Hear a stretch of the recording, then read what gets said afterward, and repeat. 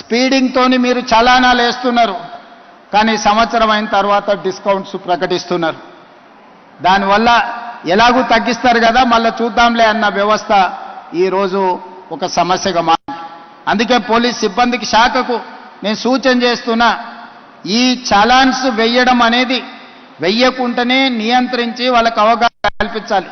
తప్పని పరిస్థితిలో ఎవరి మీదైనా చలానా వేస్తే ఒక్క పైసా తగ్గించకండి. మూడవది, వాళ్ళ బ్యాంక్ అకౌంట్స్తోని డైరెక్ట్గా డిపార్ట్మెంట్కి సింక్రనైజ్ చేయండి.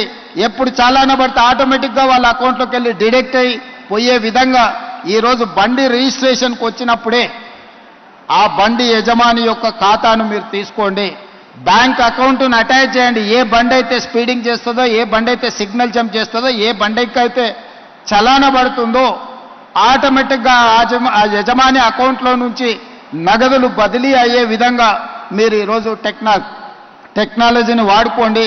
బ్యాంకులను కూడా సమన్వయం చేసుకోండి. లేకపోతే ఈ ప్రమాదాలను నియంత్రించడం కష్టమవుతుంది.